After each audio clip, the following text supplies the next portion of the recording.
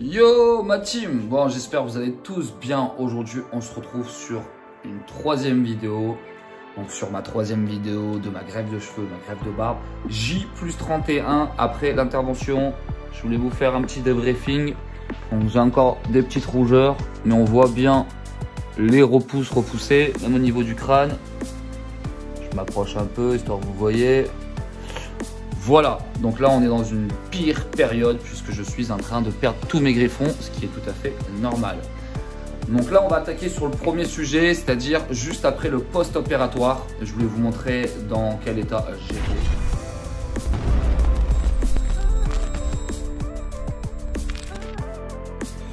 Bon, ça y est, l'opération, elle est faite.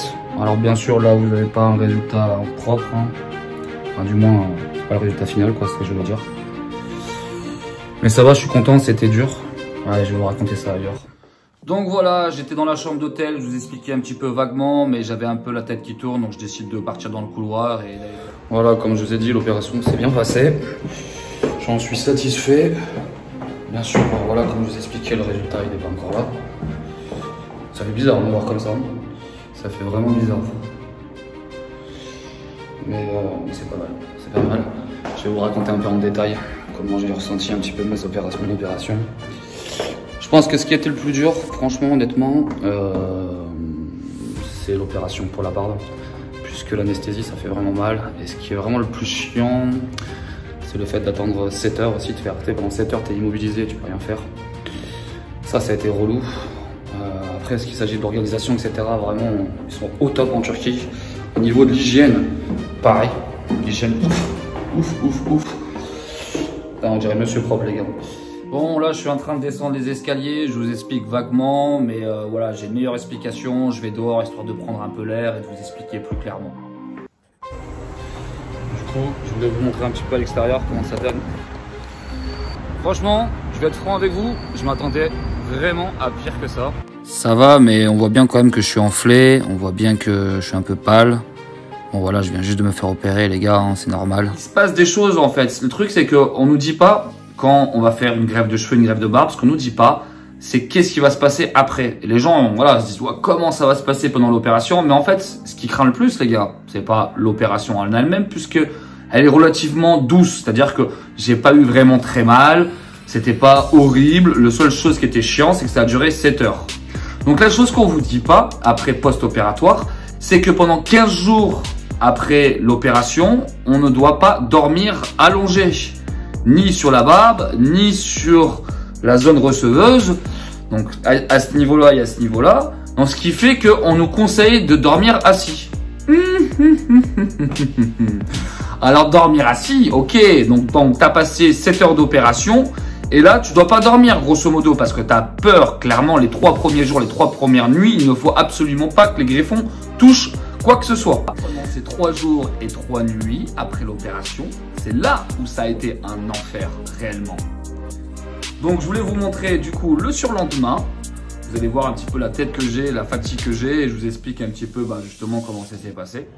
Bon, voilà, les amis, en direct à l'hôtel, après 2 jours. Donc ça commence à bien cicatriser tranquillement. Je suis très content du résultat. Je ne m'habitue pas encore avec ma boule à Z, mais ça va le faire petit à petit. Bon voilà, ce que je vous dis pas, c'est que j'ai vraiment pas beaucoup dormi, forcément, puisque j'ai dormi assis. Je devais pas toucher les greffons, j'ai vraiment très mal dormi.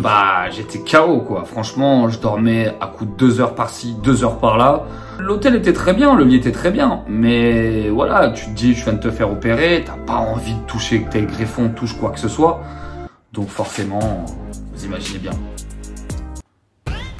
Bon allez, petite visite de la chambre, histoire de vous montrer quand même.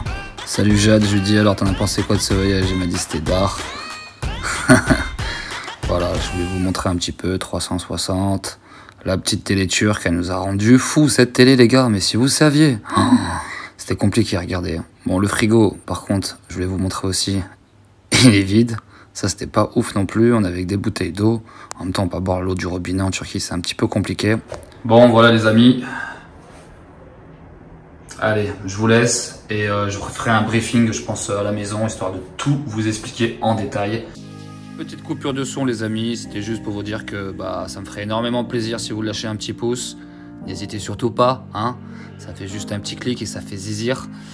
Que dire, n'oubliez pas d'activer la cloche aussi pour louper aucune, je dis bien aucune vidéo, et de vous abonner parce qu'il y a quand même pas mal de personnes qui regardent mes vidéos mais qui ne s'abonnent pas. Je vous en veux pas, c'est normal, je faisais la même quand je regardais YouTube, mais bon, ça fait toujours plaisir, un abonnement en plus, vous savez, et ça donne de la force. Voilà, les amis, donc ça c'était tout ce qui est la partie après post-opératoire, etc. Je suis à J+31, donc le premier. Il faut savoir que du 3e jour au 15e jour, donc je suis rentré à la maison, on prend l'avion. Let's go l'aéroport. Allez, je suis parti avec Monsieur Propre. Putain, Hitman. Donc voilà les amis, ça y est, on arrive à l'aéroport. Il y avait un monde, mais c'était juste abusé. Voilà, je fais un petit zoom, histoire que vous voyez. Je rigole pas du tout, on a dû passer tout ça. Contrôle de douane, vous connaissez les aéroports. Surtout avec le Covid, c'est de plus en plus compliqué. Let's go, on rentre à Paris. Bon, allez, c'est parti. Décollage.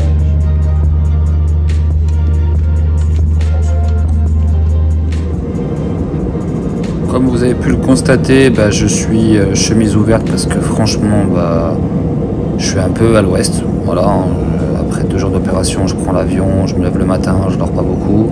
C'est compliqué. Donc voilà, je voulais vous filmer le départ, le retour du moins, le retour de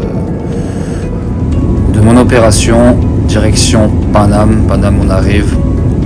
Voilà, en tout cas, ça m'a fait vraiment plaisir de vous faire partager ce petit moment.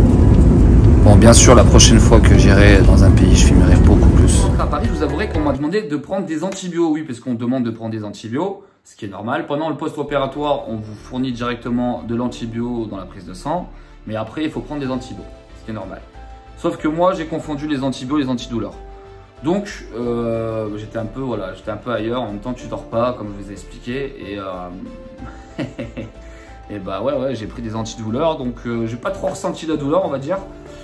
Ce qui n'était pas, c'était pas négligeable puisque tu dors très mal. Voilà, hein, clairement. Hein. C'est juste que là, pour le coup, j'avais confondu, mais sincèrement, c'est pas plus mal. Ça m'a fait du bien parce que pendant le voyage, c'était compliqué. Donc voilà, c'était cool, quoi. Heureusement d'ailleurs que j'ai pris des antidouleurs. Donc on est arrivé à Paris, ça y est, retour. Là, je me dis, bon, ça y est, le mal est passé. Et ça y est, le plus dur est passé derrière moi. Mais en fait, non. Non, mec. Non, on croit pas. En fait, je pense que pour une greffe de cheveux, une greffe de barbe, c'est pas l'intervention en elle-même qui est le plus dur, c'est le après. Puisqu'après, du 3e jour jusqu'au 15e jour aussi, il faut faire attention, il faut pas dormir sur les greffons. Faut savoir qu'on fait le premier shampoing arrivé au 7e jour. Et le 7e jour, je vais vous expliquer quand même comment ça s'est passé. Donc du 3e au 7e jour, toutes les nuits, j'avais envie de me gratter la barbe et les cheveux, mais t'imagines même pas comment. Et t'as pas le droit de toucher tes greffons. Voilà, tu sens que ta peau, elle est sèche. Et puis tu sais que voilà, il faut faire partir toutes ces couches.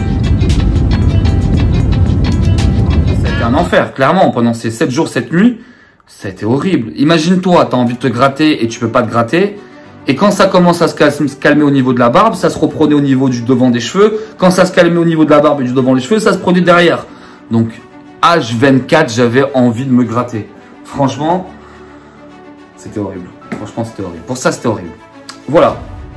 Arrivé au 7e jour. Donc, le 7e jour, là, on va commencer à faire les shampoings. Ça, on ne vous le dit pas quand vous allez vous faire opérer.